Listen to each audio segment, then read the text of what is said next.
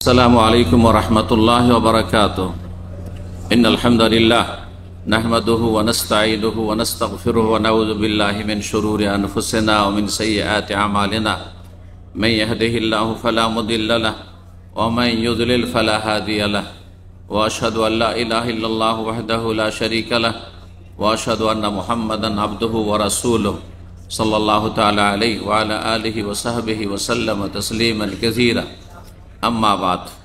সম্মানিত রোজাদার ভাতৃমণ্ডলী, আল্লাহ রাব্বুল আলামিনের প্রশংসা এবং প্রিয় নবী সাল্লাল্লাহু আলাইহি সাল্লামের উপর সালাত ও সালামের পর আজ বৃহস্পতিবার 6 রমজান 1446 হিজরি মোতাবেক 6 মার্চ 2025 আমাদের এই ইসলামিক কালচারাল সেন্টারের ইফতার ক্যাম্পে আমরা বিভিন্ন বিষয় নিয়ে যে আলোচনা করছি, আজকে একটি গুরুত্বপূর্ণ বিষয় নিয়ে এসেছি আপনাদের সামনে। তা হচ্ছে কোরআনে কারিমের তেলাওয়াত পঠন পাঠনের 15টি ফজিলত। এগুলো যদি বিস্তারিত দলিল সহ আলোচনা করা যায় তো ঘন্টার বেশি সময়ের প্রয়োজন রয়েছে, কিন্তু আমরা এই অল্প সময় ইফতারের পূর্বে যতটুকু আমাদের কাছে সময় আছে, আধা ঘন্টা 35 মিনিট, এর মধ্যে ইনশাআল্লাহ তাআলা আমি এই 15টি কোরআনে কারিমের তেলাওয়াতের পাঠ করার এবং কোরআনে কারিমের মজলিসে বসার, কোরআনে কারিম শোনার, কোরআনে কারিম শিখার, কোরআনে কারিম শেখানোর 15টি ফজিলত, 15টি ফলাফল আপনাদের সামনে আজকে পেশ করব। আল্লাহ রাব্বুল আলামিন আমাদেরকে কোরআনী জীবন গড়ার তৌফিক দান করেন, কোরআনে কারিমের সত্যিকারী অনুসারী হওয়ার তৌফিক দান করেন, কোরআনে কারিমের উম্মত হিসাবে আল্লাহ কবুল করেন। আমরা হচ্ছি উম্মাতুল কোরআন, কোরআনে কারিমের উম্মত। আমরা হচ্ছি রাসূলুল্লাহ সাল্লাল্লাহু আলাইহি ওয়াসাল্লামের উম্মত। সুতরাং আমাদের সার্বিক জীবনে কোরআনে কারিমের বাস্তবায়ন হইতে হবে। কোরআনে কারিমের তেলাওয়াত থেকে শুরু করে তার অর্থ বুঝা, তার ব্যাখ্যা তাফসীর বুঝা এবং সেই অনুযায়ী আমল করা, সেই অনুযায়ী জীবন গড়া, নিজের ব্যক্তি জীবন, পারিবারিক জীবন, অর্থনীতি, সমাজনীতি, রাষ্ট্রনীতি সমস্ত কিছু কোরআনের আলোকে হবে। জীবনের প্রতিটি বিষয় যেন কোরআনের আলোকে আমরা পালন করি এবং কোরআনে কারিমের দিকে বিশ্বের সমস্ত মানুষকে যেন আমরা আহ্বান করতে পারি। এ হচ্ছে কোরআনে কারিমের হক, যেগুলি আমাদেরকে আদায় করতে হবে। এই কোরআনে কারিমকে আল্লাহ রাব্বুল আলামিন আমানত বলে আখ্যায়িত করেছেন। ইন্না আরাদনাল আমানাতা আলাস সামাওয়াতি ওয়াল আরদ, আসমান জমিনের সামনে আল্লাহ আমানত পেশ করেছেন। আসমান জমিন এই কোরআনে কারিমের গুরু দায়িত্ব বহনে অপারগতা প্রকাশ করেছে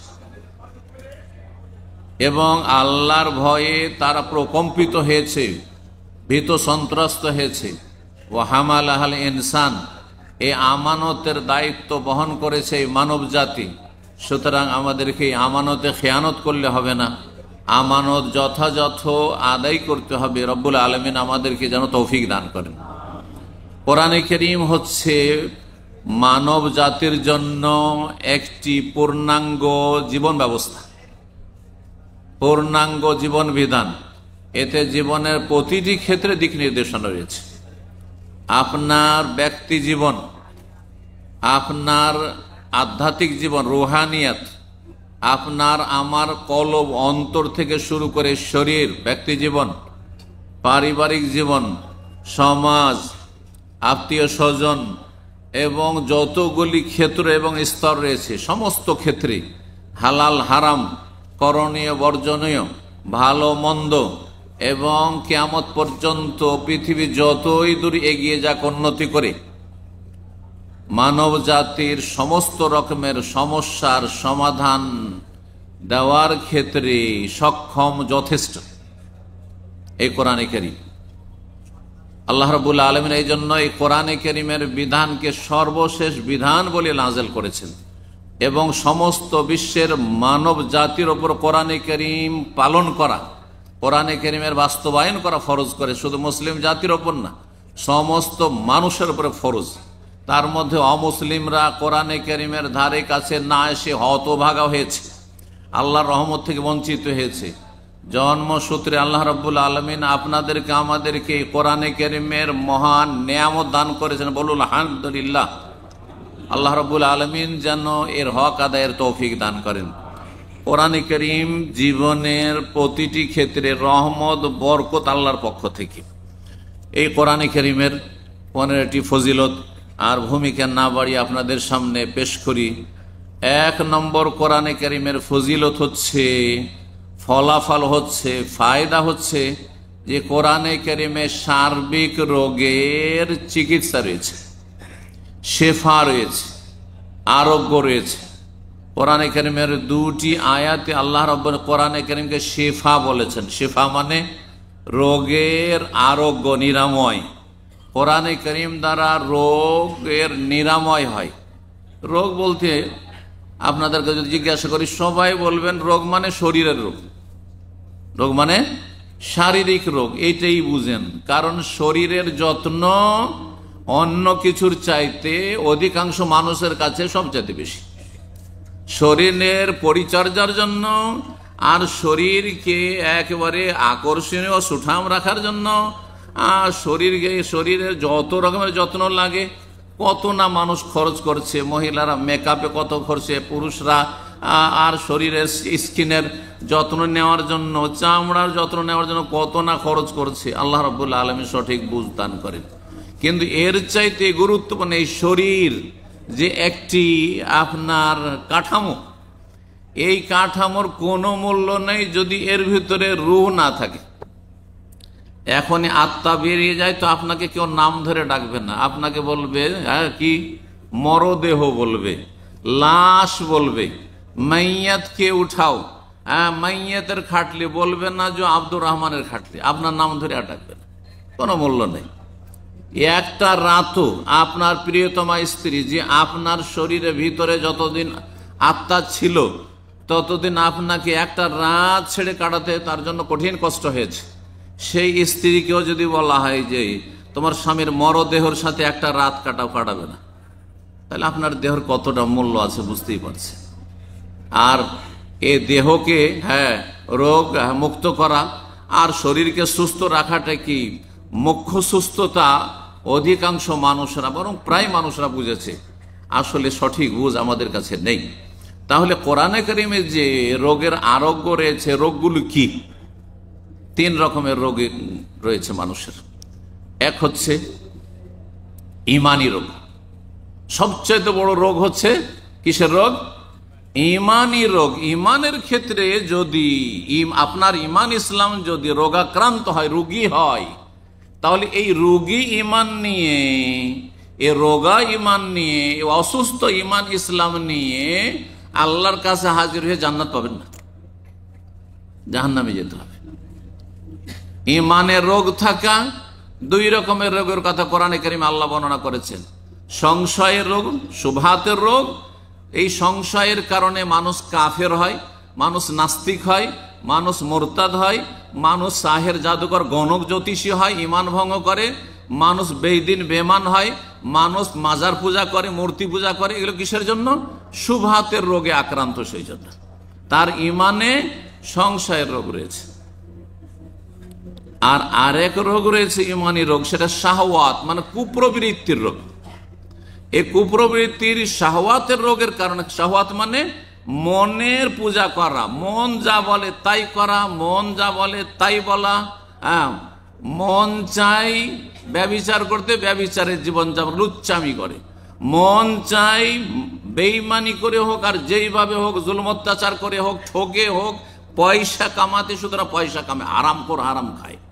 তো এই যে শাহওয়াতের রোগ, কুপ্রবৃত্তির রোগ, কুপ্রবৃত্তির রোগের কারণে যতগুলি সামাজিক অপরাধ রয়েছে অথবা বিভিন্ন রকমের যে পাপগুলি রয়েছে, ধর্মীয় পাপ ছাড়া, আপনার ধরেন ফজরের নামাজ পড়েন না আপনি, অথবা কোনো নামাজই পড়েন না আপনি, শুধু জুমা পড়া মুসলমান, কেন?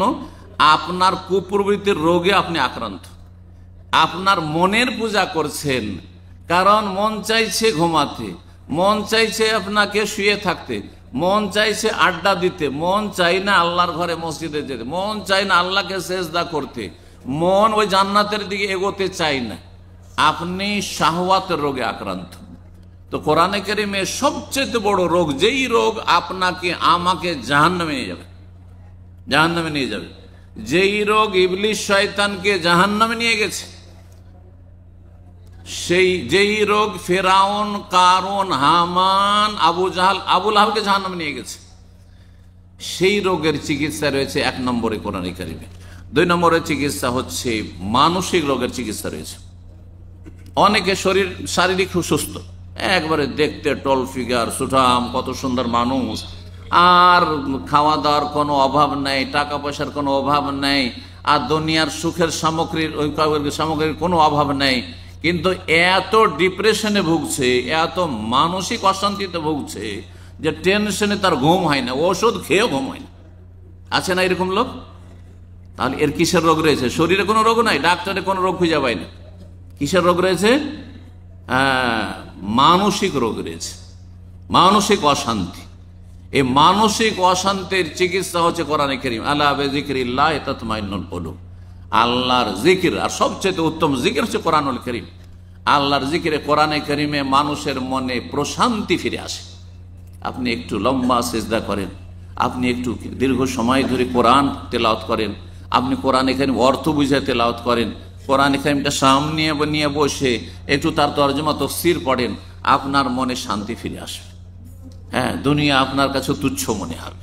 দুনিয়া এখনই শেষ হয়ে যেতে পারে, এখনই কথা বলছি আমার দুনিয়া শেষ হয়ে যেতে পারে, এখনই আপনাদের দুনিয়া শেষ হয়ে যেতে পারে। কার যে কখন দুনিয়া শেষ হয়ে যাবে কোনো মূল্য নেই দুনিয়ার। হ্যাঁ, এ কথা কখন আপনার মস্তিষ্কে বসবে? যখন আপনি আল্লাহকে বেশি বেশি স্মরণ করবেন। আর সবচাইতে উত্তম স্মরণ, উত্তম জিকির হচ্ছে কোরআনে নাযালনা যিকর, আমি জিকির নাযিল, উপদেশ। আল্লাহ কোরআনে কারীমকে জিকির বলে আখ্যায়িত করেছেন বহু আয়াতে। তৃতীয় রোগ হচ্ছে শারীরিক রোগ। কোরআনে কারীমে আল্লাহ এত রহমত বরকত দিয়েছেন যে শরীরের রোগ ভালো হবে আপনার ঈমান ইয়াকিনের সাথে যদি করেন।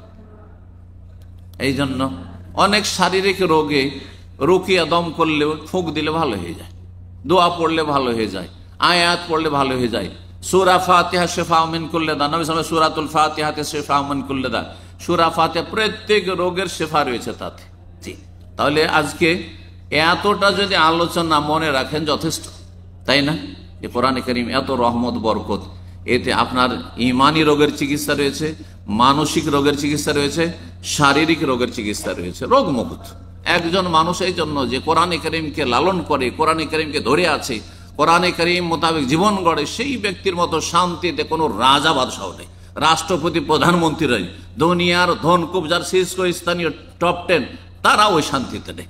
তাদের অশান্তির শেষ নেই। তাদের পাশাপাশি বসলে বুঝতে পারবেন যে তারা কত অশান্তিতে আছে। আলহামদুলিল্লাহিল্লাযী আফানা মিম্মা ইবতালাহুম বিহি ওয়া ফাদ্দালানা আলা কাসীরিম মিম্মান খালাকা তাফযীলা। তো বলছিলাম কোরআনে কারীমে শিফা রয়েছে। এই মর্মে সূরা বনী ইসরাঈল সূরাতুল ইসরা আয়াত নম্বর 82 রয়েছে এবং সূরা ইউনূসের আয়াত নম্বর 57। সময়ের স্বল্পতার জন্য খুব সংক্ষেপ করে বলে দিলাম। আল্লাহ বলছেন ওয়ানুনাজ্জিলু মিনাল কোরআন মা হুয়া শিফা, কোরআন নাযিল করেছে যাতে শিফা রয়েছে, রোগের আরোগ্য রয়েছে। আল্লাহ বলছেন ইয়া আইয়ুহান নাস ক্বাদ জাআতকুম মাউইযাতুম মির রাব্বিকুম ওয়া শিফাউল লিমা ফিস সুদূর, তোমাদের অন্তরে রোগের শিফা রয়েছে। আল্লাহ রাব্বুল আলামিন বলছেন অন্তরের রোগ কি? অন্তরের রোগ হচ্ছে আপনার ঈমানি রোগ, সংশয়ের রোগ, সন্দেহের রোগ, আপনার শাহওয়াত কুপ্রবৃত্তির, মনের পূজা করার রোগ, আর তারপরে মানসিক অশান্তির রোগ, অন্তরে শান্তি পাচ্ছেন না, এই সমস্ত রোগের কথা আল্লাহ রাব্বুল আলামিন ইঙ্গিত করেছেন এই আয়াতগুলিতে। 2 নম্বর ফজিলত হচ্ছে যারা কোরআনে কারীমের সাথে সম্পর্ক রাখে, কোরআনে কারীমে তেলাওয়াত করে, দৈনন্দিন কোরআনে কারীম অর্থ বোঝার চেষ্টা করে, কোরআনে কারীম পড়ার চেষ্টা করে, কোরআনে কারীম মুখস্থ করার চেষ্টা করে, কোরআনে কারীমের আপনার বেশি বেশি পাঠ করার, খতম করার চেষ্টা করে, তবে বুঝে পড়লে বেশি ভালো, এবং কোরআনে কারীম মোতাবেক আমল করে। কোরআনে কারীমে যতগুলি স্তর রয়েছে হক আদায়, এগুলি যারা করে তাদেরকে আল্লাহ গাফিল উদাসীনদের দলে শামিল করবেন না। কারণ গাফিলদের দলে যদি শামিল হয়ে যান তাহলে জান্নাত নসিব হবে না। আল্লাহ রাব্বুল সূরা ইউনূসের একটি আয়াত ইরশাদ করেছেন ইন্নাল্লাযীনা লা ইয়ারজুনা লিকাআনা ওয়া রাযু বিল হায়াতিদ দুনিয়া ওয়া তামান্নু বিহা ওয়াল্লাযীনা আন আয়াতিনা গাফিলুন, যারা আমার আয়াত থেকে গাফিল, উলাইকা মাওয়াহুম ওয়ান্নার, তাদের বাসস্থান হচ্ছে জাহান্নাম। সুবহানাল্লাহ। কোরআনে কারীমের সাথে সম্পর্ক থাকলে আপনি গাফিল না, আপনি সজাগ। গাফিল কাকে বলা হয়? উদাসীন, বেপরোয়া। নামাজের টাইম আসলো, শেষ হয়ে চলে গেল, এক ওয়াক্ত পরে আর এক ওয়াক্ত চলে গেল, দিনের পর দিন চলে গেল, নামাজ পড়ে না, ফজর চলে গেল, সূর্য উঠে গেল, আসর চলে গেল, সূর্য ডুবে গেল, গাফেলেরা। আল্লাহ পরকাল বলে কোনো চিন্তা নেই। ঘুম ভাঙলে পেটের চিন্তা, পয়সার চিন্তা, কোথায় রোজগার আছে, কোথায় ডিউটি আছে, কোথায় ব্যবসা আছে, কোথায় পার্ট টাইম আছে, কোথায় ওভার টাইম আছে, ধান্দাবাজির শেষ নেই। কিন্তু জান্নাত কোথায় আছে?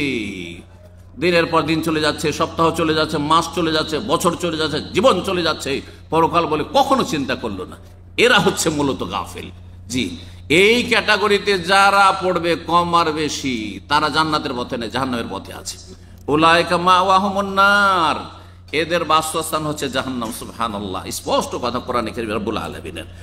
যদি কোরআন পাঠ করেন, সর্বনিম্ন কথা শোনেন, হাদিস রয়েছে, আবু দাউদে রয়েছে এবং ইবনে হিব্বানে রয়েছে, হাদিসটি আল্লামা আলবানী সহিহ বলেছেন। রাসূলুল্লাহ বলেন, মান কামা বিআশরি আয়াত লাম ইউক্তাব মিনাল গাফিলিন, কেউ যদি 10টি আয়াত দ্বারা কিয়াম করে, মানে তাহাজ্জুদ পড়ে বা তারাই পড়ে, 10টি আয়াত পড়লেন শুধু, অথবা আপনি তেলাওয়াত করলেন, আপনি দিনে 10টি আয়াত তেলাওয়াত করলেন, সারাদিন কর্মব্যস্ততায় রাতের বেলা আপনি 10টি আয়াত মাত্র পাঠ করেছেন, যদি 10টি আয়াত পাঠ করে ফরজ ওয়াজিব আদায়ের পরে, ফরজ 5 ওয়াক্ত নামাজ আদায়ের পরে, তাহলে লাম ইউক্তাব মিনাল গাফিলিন, তাকে উদাসীন গাফেলদের খাতায় আমল নামায় লেখা হবে না, তার নাম। সে গাফেল নয়, সে উদাসীন নয়। যখন গাফেল নয় তাহলে সে জাহান্নামী নয়, আশা করে যে সে জান্নাত পাবে। অমান কামাবে মেয়াতে আয়া, আর যদি কি 100টি আয়াত দ্বারা তাহাজ্জুদ তারাবি পড়তে পারে অথবা তেলাওয়াত করতে পারে দৈনন্দিন, তাহলে কুতিবা মিনাল কানিতিন, আল্লাহর অনগত বান্দাদের দলে শামিল হবে। সুবহানাল্লাহ, আল্লাহর তাহলে অনগত আপনি, আল্লাহ রাব্বুল আলামিনের অবাধ্য না, নাফরমান না। তাহলে ওমান কামাবে আলফি আয়া, কেউ যদি 1000 আয়াত পাঠ করতে পারে দিন রাতে, কুতিবা মিনাল মুকান্তারিন, তাহলে অজস্র নেকির মালিক, অজস্র নেকি অর্জনকারীদের দলে তাকে শামিল করা হবে। অসংখ্য নেকি আপনি হাসিল করতে পারলেন যদি 1000 আয়াত দিন রাতে পাঠ করতে পারেন। কত বড় ফজিলত তাহলে কোরআনে কারীমের, চিন্তা করুন তো। 3 নম্বর ফজিলত হচ্ছে কোরআনে কারীমের যে তেলাওয়াত করবে, এক এক অক্ষরে কয় নেকি করে পাবে? এটা তো সবার জানা আছে, তাই না? এক অক্ষরে কত? 10, সর্বনিম্ন 10। অন্য হাদিসের আলোকে 10, 100 হইতে পারে, 100, 700 হইতে পারে। আপনার ইখলাস, আপনার আন্তরিকতা, আপনি কি মন মানসিকতা নিয়ে পড়ছেন, কি আগ্রহ নিয়ে পড়ছেন, এবং কতটা আপনি কোরআনে কারীম পালন করার চেষ্টা করছেন, আল্লাহর আসমানি সিলেবাস ফলো করার চেষ্টা করছেন, এসব বিষয়গুলির ভিত্তিতে 700 পর্যন্ত পৌঁছতে পারে। এই মর্মে তিরমিজিতে হাদিস রয়েছে, হাদিসটি সহিহ। আব্দুল্লাহ মাসউদ রাদিয়াল্লাহু তাআলা আনহু বর্ণনা করেন, রাসূলুল্লাহ সাল্লাল্লাহু আলাইহি ওয়াসাল্লাম বলেন, মান কারা হারফাম মিন কিতাবিল্লাহ, কেউ যদি আল্লাহর কিতাব কোরআনে কারীমের একটি হরফ পড়ে, একটি অক্ষর পড়ে, তাহলে ফালাহু বিহি হাসানা, এক অক্ষরে এক নেকি, ওয়াল হাসানাতু বিআশরি আমসালিহা, আর নেকি একটি করলে কমপক্ষে 10 গুণ 10 নেকি। তাহলে এক অক্ষরে কত হয়ে গেল? 10 নেকি। ভাবছেন যে আলিফ লাম মিম এটা একটি অক্ষর হলো, তাই না? জালেকা একটি অক্ষর হলো, আল কিতাব একটি অক্ষর হলো, লা রাইবা ফি আরেকটি হলো, হুদান একটি অক্ষর হলো, আর মুত্তাকিন একটি অক্ষর হলো নাকি? হ্যাঁ, না। মানুষ ভাবতে পারে শব্দকে অনেকে অক্ষর বলে দেয়, শব্দ আর অক্ষরের পার্থক্য আছে বাংলায়, ঠিক ওই রকম হারফুন আর কালেমা। তো নবী সাল্লাল্লাহু আলাইহি ওয়াসাল্লাম বলছেন, লা আকুলু আলিফ লাম মিম হারফ, আমি বলছি না যে আলিফ লাম মিম একটা অক্ষর হলো, বরং 3টি অক্ষর হলো। ওইটি অক্ষর হলো আলিফ একটি, আলিফে 10, লামে 10, মিমে 10। জালেকা পড়লেন আপনি, যা পড়লেন, আলিফ তাতে রয়েছে খাড়া আলিফ, তারপর লাম রয়েছে, তারপরে কাফ রয়েছে। চিন্তা করুন তাহলে, তাহলে জালেকাতে 40 হয়ে গেল, 4টি অক্ষর রয়েছে। আল কিতাব আলিফ লাম কাফ তা আলিফ বা, তাহলে 6 হয়ে গেল, 60 হয়ে গেল। জালিকাল কিতাব পর্যন্ত কত হয়ে গেল চিন্তা করুন তো দেখি। হ্যাঁ, আলিফ লাম মিমে 30 হয়ে গেল, জালিকাতে 40 হয়ে গেল, আর আল কিতাবে হয়ে গেল 60। সুবহানাল্লাহ, কত নেকি তাহলে চিন্তা করুন তো দেখি। বাল আলিফুন হারফুন, বরং নবী সাল্লাল্লাহু আলাইহি ওয়াসাল্লাম বলছে আলিফ হচ্ছে একটি অক্ষর, লামুন হারফুন ওয়া মিমুন হারফুন, মিম হচ্ছে আর একটি অক্ষর। তা আলিফ লাম মিম বললেই কত লাগলো? 1 সেকেন্ডও লাগলো না। কিন্তু আপনার 30টি নেকি হয়ে গেল। কত নেকির পাহাড় তাহলে জমে যাচ্ছে যে ব্যক্তি কোরআনে কারীম সবসময় পড়ছে, কোরআনে কারীমের ছাত্র অথবা কোরআনে কারীমের শিক্ষক অথবা কোরআনে কারীম এমনি তেলাওয়াত করে, কোরআনে কারীম মুখস্থ করে। কতবার সে পড়েছে আর কতবার সে পড়তে আছে। 4 নম্বর ফজিলত হচ্ছে কোরআনে কারীম কিয়ামতের মাঠে হাসরের ময়দানে কোরআন তেলাওয়াতকারীর জন্য, কোরআনের আলেমের জন্য, কোরআনের হাফেজের জন্য, কোরআন যে এমনি তেলাওয়াত করবে, কোরআন যে মুখস্থ করবে, দৈনন্দিন কিছু না অল্প স্বল্প তেলাওয়াত করে, তার জন্য আল কোরআন আল্লাহর কাছে গিয়ে সুপারিশ করবে যে আল্লাহ একে আমি জান্নাতে নিয়ে যাব, হ্যাঁ একে তুমি জান্নাত দাও, কারণ এই কোরআন তেলাওয়াত করেছে।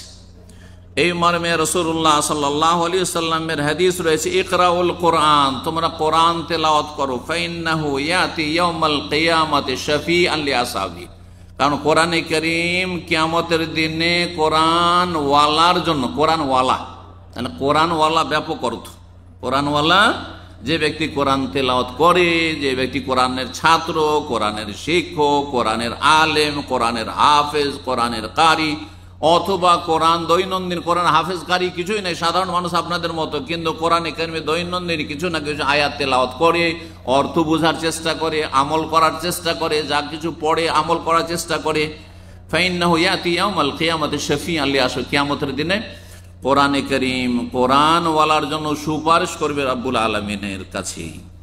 5 নম্বর ফজিলত হচ্ছে কোরআনে কারীম যে ধরে রাখবে আল্লাহ তাকে দুনিয়া আখিরাতে সম্মানিত করবেন, হ্যাঁ তার সম্মানকে মর্যাদাকে আল্লাহ উন্নীত করবেন, অনেক উঁচা করবেন। বহু মানুষকে যদি তার কাছে কোরআন না থাকতো তো কেউ তাকে চিনত না, কেউ তার নাম পর্যন্ত নিত না, আর নাম নিল ঘৃণার সাথে নাম নিত। আমরা তো ফেরাউন নাম নিচ্ছি, তাই না, কারুনের নাম নিচ্ছি, আবু জাহল আবু লাহাবের, কিন্তু মহাব্বতের সাথে না ঘৃণার সাথে, চরম ঘৃণার সাথে, তাই না, লানত অভিশাপের সাথে, আল্লাহর গজব নাজিল হোক, জাহান্নামে যাক, তাই না। কিন্তু আবু বকরের নাম, ওমরের নাম, ওসমানের নাম, আলীর নাম, হ্যাঁ আবু হুরায়রার নাম, উবাই বিন কাবের নাম, হ্যাঁ আব্দুল্লাহ বিন আব্বাসের নাম, এইভাবে সাহাবীর নাম নিচ্ছেন আপনি। ইমাম আবু হানিফাকে চিনতেন নাকি আপনি? যদি তিনি কোরআনের আলেম ইমাম না হতেন তো চিনতেন কি? চিনতেন। ওনার বাড়ি ইরাক ছিল, তার মাতৃভাষা ফার্সি ছিল, আপনার সাথে আমার সাথে সম্পর্ক শুধু ইমানি সম্পর্ক, তিনি মুসলিম আপনি মুসলিম, ব্যাস, আর কোন সম্পর্ক ছিল? হ্যাঁ, কিভাবে চিনছে? ইমাম শাফিকে কিভাবে চিনছে, ইমাম মালিককে কিভাবে চিনছে, ইমাম আহমদ বিন হাম্বলকে? এরা গরিব পরিবারের অধিকাংশই ছিল, আর অনেকে তো দাস ছিল, হ্যাঁ তার বাবা দাস ছিল, চিন্তা করুন আপনি, হ্যাঁ দাসই ছিল তাদের বাবা মা, অনেকে বড় বড় ইমাম হয়েছে, বড় বড় আলেম হয়েছে। কোথায় এই সময় ইমামদের বাড়ি? চিন্তা করুন তো দেখি, তাদের নাম জানছেন আপনি? ইমাম বুখারীর নাম জানছেন, মুসলিমের নাম জানছেন, কিসে জানছেন আপনি? হ্যাঁ, এইভাবে যে কোনো ব্যক্তি, একটা রিক্সা চালকের ছেলে, একটা একবারে গরিব দিন মজুর করা লোকের ছেলে, সে ভালো আলেম হয়ে, হাফেজ হয়ে, আর দিনের খাদেম হয়ে মানুষের কাছে সুপরিচিত হয়েছে। কত মানুষ তার মাধ্যমে জান্নাতের রাস্তা ধরে জাহান্নামের রাস্তা থেকে মুক্তি লাভ করেছে। চিন্তা করুন তো দেখি। এইভাবে দুনিয়ার সম্মান, এর চাইতে বড় সম্মান আখিরাতে রয়েছে। নবী সাল্লাল্লাহু আলাইহি ওয়াসাল্লামের হাদিস, কোরআন দ্বারা বহু জাতিকে আল্লাহ সম্মানিত করেন, বহু জাতিকে আল্লাহ লাঞ্ছিত করেন। সহিহ মুসলিমের হাদিস, ইন্নাল্লাহ ইয়ারফাউ বিহাযাল কিতাব আকওয়ামান ওয়া ইয়াদাউ বিহি আখারিন। আল্লাহ রাব্বুল আলামিন এই কোরআন দিয়ে, মহাগ্রন্থ আল কোরআন আল কিতাব, এই কিতাব দিয়ে বহু জাতিকে ইয়ারফাউ ওপরে উঠিয়েছেন, সম্মানিত করেছেন, ওয়া ইয়াদাউ বিহি আখারিন, আর বহু জাতিকে আল্লাহ একেবারে মাটিতে মিশিয়ে দিয়েছেন, ধূলিসাৎ করে দিয়েছেন, হতভাগা করেছেন, জাহান্নামের তারা ইন্ধন হয়েছে, দুনিয়াতে লাঞ্ছিত পদস্থ হয়েছে। যারা কোরআনে কারীমের আদর্শকে অস্বীকার করেছে, কোরআনে কারীমের আদর্শকে তারা মূল্যায়ন করেনি, গুরুত্ব দেয়নি, যার ফলে আল্লাহর হক নষ্ট করেছে, মানুষের হক নষ্ট করেছে, আল্লাহ লাঞ্ছিত করেননি। চিন্তা করুন তো, যেসব জালেম শাসকরা আজকে মানুষের কাছে ঘৃণিত, লাঞ্ছিত, তাদের নাম ঘৃণার সাথে মানুষ নিচ্ছে, তাদেরকে দেখতে পারে না, শুনতে পারে না তাদের কথা। কেন? কারণ হচ্ছে কোরআনের আদর্শ হচ্ছে ন্যায় প্রতিষ্ঠা করা, ইনসাফ করা, সুবিচার করা, মানব জাতির জন্য হিতাকাঙ্ক্ষী হওয়া, দেশবাসীর জন্য দরদি হওয়া, দেশের কল্যাণ করা, দেশের মানুষের কল্যাণ করা, দুর্নীতি করা নয়, বেঈমানি করা নয়, আত্মসাৎ করা নয়, আর তারপর চোর ডাকাত পোষা নয়, আর জুলম অত্যাচার করা নয়, আর মানুষের হক নষ্ট করা নয়। এসব না করে যদি ভালো কাজগুলি করত তাহলে কত না মহব্বত করত। যেমন মহব্বত করেন, আবু বকরও তো খলিফা ছিলেন, ওমরও তো খলিফা ছিলেন, ওসমানও খলিফা ছিলেন, আলীও খলিফা ছিলেন। ভালোবাসেন না বাসেন না? হ্যাঁ, তাদের যুগ পাননি, কিন্তু কিয়ামত পর্যন্ত যত মুমিন মুসলিম আসবে, এমনকি অমুসলিম পর্যন্ত যারা তাদের জীবনী পড়ে যে তারা কিভাবে দেশ পরিচালনা করছে, তারাও ভালোবাসে। কিভাবে আল্লাহ সম্মানিত করেছেন, এই সম্মান মানুষের অন্তরে অন্তরে রয়েছে। জি, বহু জাতিকে আল্লাহ লাঞ্ছিত করেছেন দুনিয়াতে, আর লাঞ্ছিত করবেন জাহান্নামে, আখিরাতে, হাসরের মাঠে। কিসের কারণে? কোরআনকে হয় অবিশ্বাস করেছে, না হয় কোরআন জন্মসূত্রে কোরআন পেয়েছিল, মুসলিম ছিল, কিন্তু কোরআনের প্রতি আমল করেনি, যত্ন নেয়নি, কোরআনের হক আদায় করেনি, শিখেনি, সেই জন্য আল্লাহ তাদেরকে লাঞ্ছিত করেছেন। 6 নম্বর কোরআনে কারিমের ফজিলত হচ্ছে, যারা কোরআনে কারিমে যত বেশি তেলাওয়াত করবেন, আর যারা হাফেজ হয়, যারা আলেম, কতবার যে একটা আয়াত পড়েছি আমরা, কতবার যে একজন আলেম হাফেজ একটি আয়াতকে কতবার পড়েছে, মুখস্থ করার জন্য কতবার তাকে পড়তে হয়েছে, তা শতবার পড়ার পরে তখন এখানে স্মৃতিতে বসেছে, পাকা হয়ে বসেছে। আর কতবার সে শুনছে, শোনাচ্ছে, কতবার সে পড়ছে। যত পড়তে আছে তত বেশি জান্নাতে আল্লাহ বলবেন যে তুমি সিঁড়িতে উঠতেই থাকো, সিঁড়িতে, লিফটে অত ওপরে উঠতে থাকো। যতটা দুনিয়াতে কোরআন পাঠ করেছো, একদিক থেকে পড়তে পড়তে, তেলাওয়াত করতে করতে করতে, ওপরে উঠতে উঠতে, একেবারে সর্বশেষ আয়াত পড়ে দুনিয়া থেকে যে তুমি বিদায় নিয়েছো, তোমার মৃত্যু হয়েছে তার আগ পর্যন্ত যতবার পড়েছো, যতটা পড়েছো, পড়তে পড়তে ফাইন্না মানজিলাতাকা ইনদা আখিরি আয়াতিন তাকরাউহা ইউকালু লিসাহিবিল কোরআন। রাসূলুল্লাহ বলছেন, কোরআন ওয়ালাকে, যে কোরআন তেলাওয়াত করেছে, কোরআন খতম করেছে, কোরআন মুখস্থ করেছে, কোরআনের হাফেজ, আলেম, কারি হয়েছে, কোরআনকে, কোরআনী জীবন গড়েছেন, তাদেরকে বলা হবে, কি বলা হবে? ইকরা, তুমি তেলাওয়াত করতে থাকো, ওয়ারতাকি, আর ওপরে জান্নাতের ওপরে উঠতে থাকো, ওয়ারাত্তিল, এবং ধীর স্থিরতার সাথে পড়ো, তাড়াতাড়ি করে নয়। এই জন্য বেদাতি মোল্লারা যে এই যে তারাবি তাড়াহুড়া করে পড়ে, নিজেও বুঝে না, কাউকে বুঝতেও দেয় না, এরা পথভ্রষ্ট। এই কোরআনের কোনো ফজিলত নেই, এই কোরআন তেলাওয়াতের কোনো ফজিলত নেই, এই তারাবির কোনো ফজিলত নেই। যে এক্সপ্রেস তারাবি, এই তারাবি আল্লাহ কবুল করবেন না। রাসূলুল্লাহ সাল্লাল্লাহু আলাইহি ওয়াসাল্লামের এক সাহাবী, নতুন মুসলমান, ভালো করে নামাজ পড়তে জানে না, এসে একটু তাড়াতাড়ি করে নামাজ পড়েছে। তারপরে এই তারাবির মতো না যে 20 রাকাত 25 মিনিট, আধা ঘন্টাতে, এইরকম তারাবি নয়, দেশীয় তারাবি ছিল না। হ্যাঁ, তারপরে আসছে, সালাম দিচ্ছে নবী সাল্লাল্লাহু আলাইহি ওয়াসাল্লামকে, নবী সাল্লাল্লাহু আলাইহি ওয়াসাল্লাম বলছেন, ইরজি ফাসাল্লি ফাইন্নাকা লাম তুসাল্লি, যাও আবার পড়ো, তুমি নামাজ পড়োইনি, তুমি নামাজ পড়োইনি, এই কথা বলছে রাসূলুল্লাহ সাল্লাল্লাহু আলাইহি ওয়াসাল্লাম। তাহলে এই যে প্রচলিত দেশের বেদাতি তারাবি, আপনারা হাফেজ দিয়ে খতম করাবেন, কিন্তু হ করছেন, নিজেও বুঝেন না, কাউকে বুঝতেও দেন না, এর কোনো ফজিলত নাই, বরং লাঞ্ছিত হবে যে আমার কিতাবের সাথে এই আচরণ করেছো। হ্যাঁ হ্যাঁ, তোমার বস যখন একটা নোটিশ দিয়েছিল কোম্পানিতে, ওই নোটিশটা কি এরকম করে পড়তে কোনোদিন? হ্যাঁ হ্যাঁ, তোমার যখন দুনিয়ার স্বার্থ কোথাও ব্যবসা বাণিজ্যের কন্ট্রাক্ট ফর্ম ছিল, চুক্তি ছিল কোনো কিছুর, তখন সেটাকে এইভাবে পড়তে না বুঝে সুঝে পড়তে? যদি আল্লাহ জিজ্ঞাসা করেন, অবশ্যই জিজ্ঞাসা করবেন, তখন কি জবাব হবে এসব অসৎ লোকদের, এইসব বিদাতি হাফেজদের? আল্লাহ যেন বোঝার তৌফিক দান করেন, এবং এই সব বিদাতি নামাজ থেকে আল্লাহ যেন মুক্তি লাভের তৌফিক দান করেন। বলা হবে ওয়ারাত্তিল, ধীর স্থিরতার সাথে আস্তে আস্তে পড়ো, তরতিলের সাথে, কামাকুনতা তুরাত্তিল ফিদ দুনিয়া, যেমন তুমি সুন্নতি তরিকায় তরতিল করতে দুনিয়াতে। ফাইন্না মানজিলাতাকা ইনদা আখিরি আয়াতিন তাকরাউহা, সর্বশেষ যে আয়াতটি দুনিয়াতে পড়েছো, ওই আয়াতটিতে যখন পৌঁছিবে পড়তে পড়তে, ওখানে গিয়ে তোমার মর্যাদা সেখানে নির্ধারিত হবে, আর সেখানে তুমি অবস্থান করে এত উঁচায় অবস্থান করবে কোরআনের আলেম, হাফেজ এবং তেলাওয়াতকারী।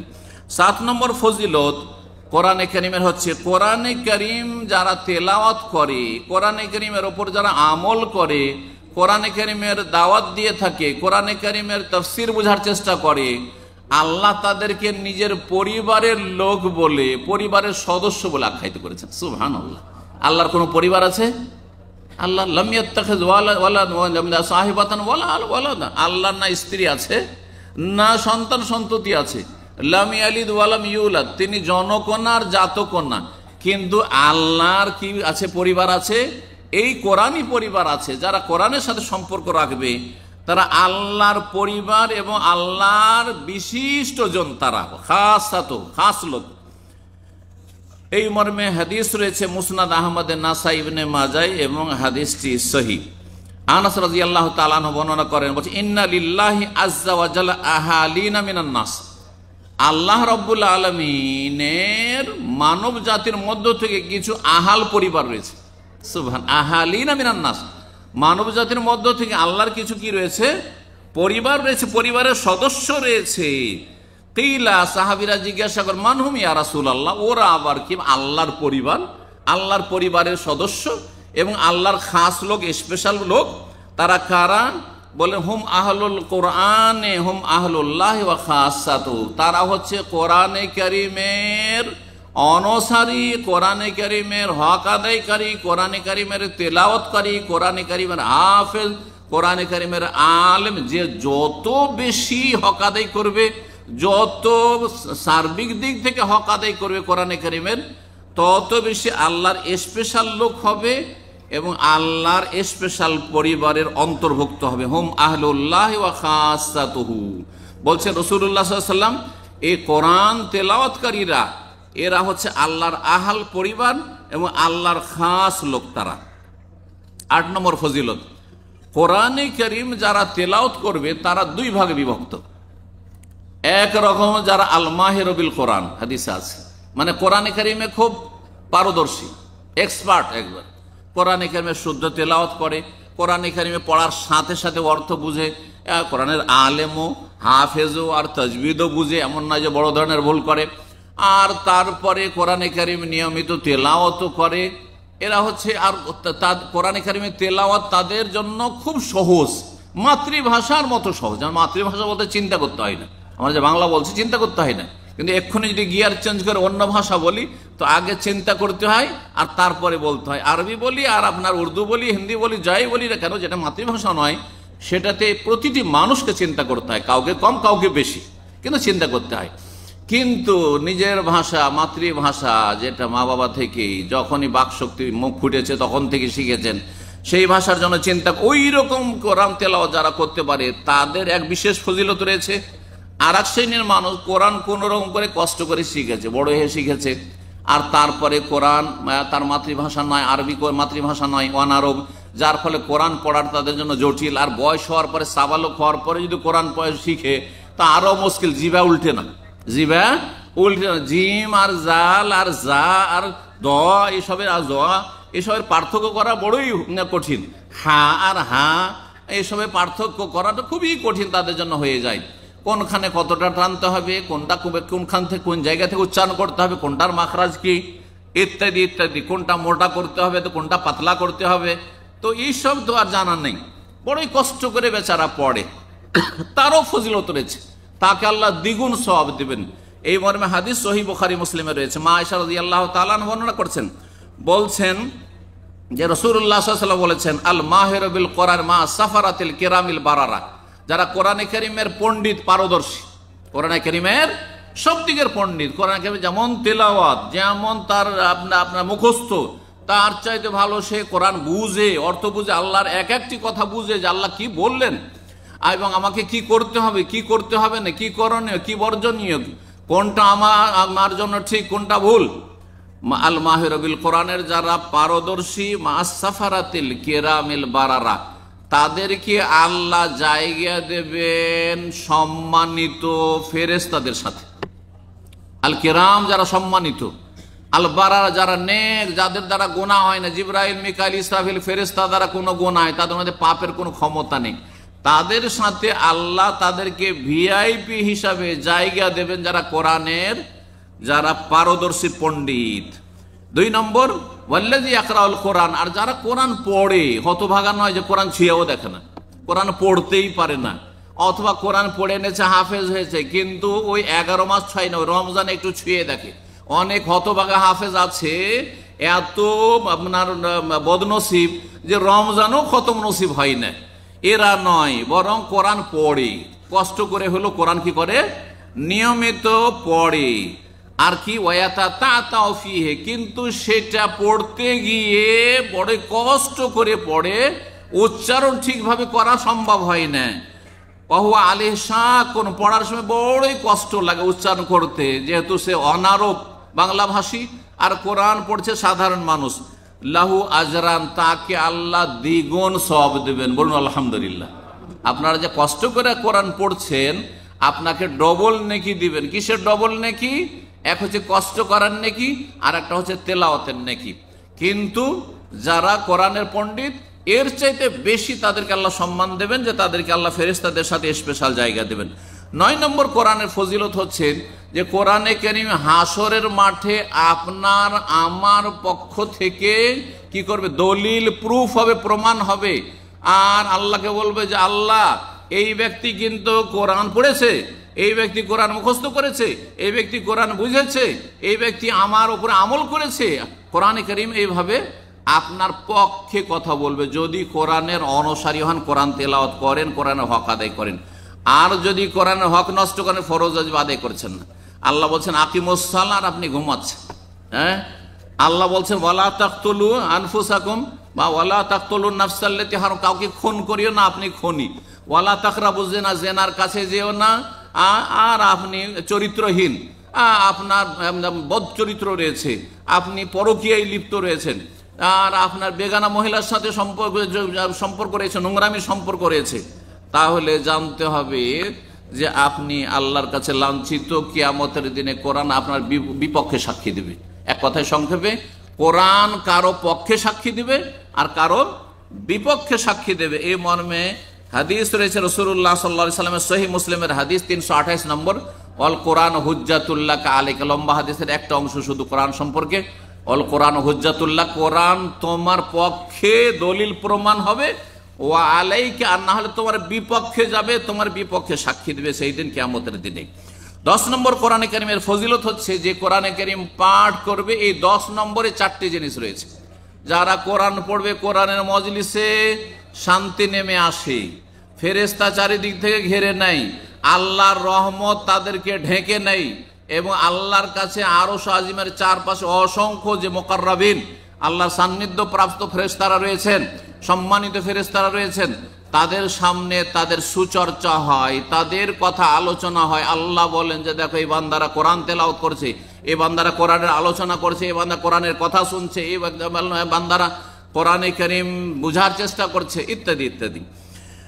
এই মর্মে রাসূলুল্লাহ সাল্লাল্লাহু আলাইহি ওয়াসাল্লাম হাদিস সহিহ মুসলিমে রয়েছে, মাজতামা কাউন ফি বাইতি মিন বাইতুল্লাহ, কোন ঘরে জমা হয়ে গেছেন, তাঁবুতে, এই যে টেন্টে জমা হয়েছেন, অথবা কোনো মসজিদে, নিজের বাড়িতে, ইয়াতলুনা কিতাব আল্লাহ, যদি আল্লাহর কিতাব তেলাওয়াত করে, ইয়াতাদারাসুনা, কেউ শিখে কেউ শিখায়, ইল্লা নাযালাত আলাইহিস সাকিনা, শান্তি নেমে আসে, ওয়া হাফাতুহুল মালায়েকা, ফেরেশতা ঘিরে নেয়, ওয়া গাশিয়াতুহুর রহমত, আল্লাহর রহমত তাদেরকে চারিদিক থেকে ঢেকে নেয়, তাদের কোনো অশান্তি থাকে না, আর শান্তি নেমে আসে আল্লাহর পক্ষ থেকে। ওয়া যাকারাহুমুল্লাহু ফিমান ইনদাহু, আল্লাহর কাছে আরো সব চারপাশে অসংখ্য মালায়েকা ফেরেশতা রয়েছেন, সেখানে তাদের আল্লাহ রাব্বুল আলামিন চর্চা করেন যে দেখো এই বান্দারা কি করছে, দেখো কিসের আশাই করছে। বা ফেরেশতারা বলে আল্লাহ এরা জান্নাত চায়, জাহান্নাম থেকে বাঁচতে চায়। আল্লাহ তখন বলেন উশহিদুকুম, সহিহ বুখারী হাদিস, তোমাদেরকে সাক্ষী রাখছি, এদেরকে আমি মাফ করে দিলাম, এদেরকে জান্নাতি বলে ঘোষণা করে দিলাম। আল্লাহ রাব্বুল আমাদেরকে সেই দলে যেন শামিল হওয়ার তৌফিক দান করেন। তারপরে 11 নম্বরে বলি, কোরআনে কারীম যদি পড়েন বা পড়ান, হয় কোরআনের শিক্ষক হন, ভালো জানলে কাউকে শিখান, আর না হলে কমপক্ষে সারা জীবন পড়তে থাকেন, শিখতে থাকেন, তাহলে আপনি সবচেয়ে ভালো মানুষ।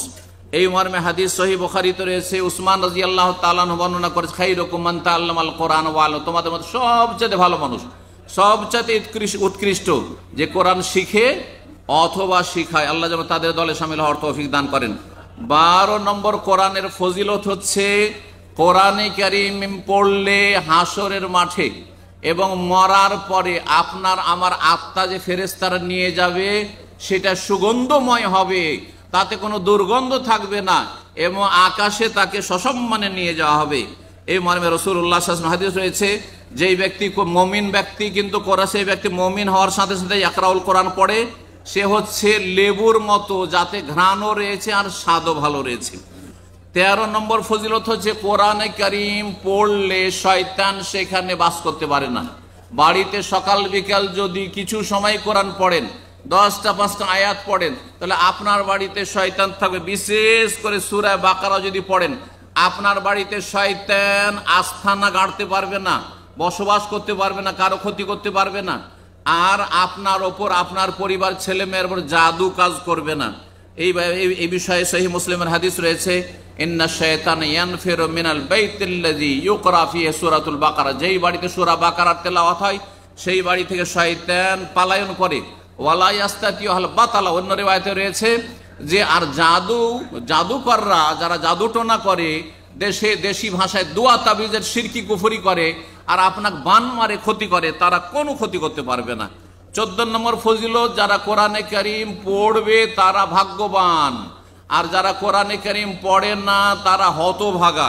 এই মর্মে সূরা তাহার আয়াত নম্বর 24 আল্লাহ বলছে, ওমান আ'রাদা আন যিকরি, যারা কোরআনে কারীমের উপদেশ থেকে মুখ ফিরিয়ে নেবে, এড়িয়ে যাবে, উপেক্ষা করবে, ফাইন্না লাহু মাইশাতান যানকা, তাদের জীবনটা হচ্ছে অশান্তির জীবন, তাদের জীবন হচ্ছে অশান্তির জীবন। ওয়া নাহশুরুহু ইয়াওমাল কিয়ামাতি আমা, এবং কিয়ামতের দিন তাদেরকে আল্লাহ অন্ধ করে নিয়ে আসবেন যারা কোরআনের জীবন গড়েনি, কোরআনের ফরজ ওয়াজিব আদায় করেনি, 5 ওয়াক্ত নামাজ পড়েনি, হালাল হারাম বেছে চলেনি, এবং কোরআনে কারীমে যেগুলো বিশ্বাসের বিষয়, ঈমানের বিষয়গুলোর প্রতি ঈমান নিয়ে আসেনি, তাদের জীবনটা বড়ই অশান্তির জীবন। পক্ষান্তরে যারা কোরআন পড়ে তাদের জীবন হচ্ছে শান্তির। সর্বশেষ 15 নম্বর কোরআনে কারীমের ফজিলত হচ্ছে, কোরআনে কারীম যারা পড়ে তাদের জীবনের প্রত্যেকটি ক্ষেত্রে বরকত হয়। আপনার শরীরে বরকত হবে, এই বরকত কিন্তু পরীক্ষিত। যারা কোরআন পড়েন তাদেরকে জিজ্ঞাসা করবেন, যখন কোরআন পড়তো না তার শরীর স্বাস্থ্যে মেলা অশান্তি থাকতো, মানসিক অশান্তি থাকতো, অশান্তি দূর হয়েছে, শারীরিক রোগ থাকতো, ভালো হয়েছে, পারিবারিক অশান্তি থাকতো, অশান্তি দূর হয়েছে, ছেলে মেয়ে দুষ্টামি করতো, তা দূর হয়েছে, আর তারপরে রুজি রোজগারে আল্লাহ বরকত দিয়েছেন। সার্বিক জীবনে যদি বরকত চান তাহলে কোরআনে কারীম বেশি বেশি তেলাওয়াত করবেন, বুঝে পড়ার চেষ্টা করবেন। আল্লাহ রাব্বুল আমাদের সকলকে যেন তৌফিক দান করেন। এখানে আজকের আলোচনা শেষ করছি। আশা করি কোরআনে কারীমের দিকে আপনারা আগ্রহী হয়ে আপনাদের দুনিয়া এবং আখিরাতকে উজ্জ্বল করবেন, ভালো করবেন। আল্লাহ আপনাদের ভালো করুন এবং দিন দুনিয়ার সার্বিক কল্যাণ দান করুন। আমাদের বাবা মা যারা দুনিয়া থেকে চলে গেছেন তাদেরকে জান্নাতুল ফিরদৌস দান করেন। যারা দুনিয়াতে বেঁচে আছেন, যাদের বাবা মা, আল্লাহ তাদেরকে যেন সুস্বাস্থ্য দান করেন, তাদেরকে নেক হায়াত দান করেন। আমাদেরকে আল্লাহ নেক হায়াত দান করেন। যেসব ভাইরা আমাদের সামনে আজকে এখানে হাজির হয়েছেন ইফতার ক্যাম্পে, আল্লাহ তাদের যেন রুজিতে বরকত দান করেন। যারা কর্মহীন রয়েছেন আল্লাহ তাদের কর্মের ব্যবস্থা করে দেন। আল্লাহ আমাদের সকলের রুজিতে যেন বরকত দান করেন, বালা মুসিবত থেকে আল্লাহ হেফাজতে রাখেন। যারা অসুস্থ রয়েছেন আল্লাহ তাদেরকে শেফা দান করেন। আল্লাহ ওয়াশফি মারদানা মারদাল মুসলিমিন। রব্বানা আতিনা ফিদ দুনিয়া হাসানাহ ওয়া ফিল আখিরাতি হাসানাহ ওয়া কিনা আযাবান নার। রব্বানা তাকাব্বাল মিন্না ইন্নাকা আনতাস সামিউল আলিম ওয়া তুব আলাইনা ইন্নাকা আনতাত তাওয়াবুর রাহিম। সুবহানা রাব্বিকা রাব্বিল ইজ্জাতি আম্মা ইয়াসিফুন ওয়া সালামুন আলাল মুরসালিন ওয়াল হামদুলিল্লাহি রাব্বিল আলামিন।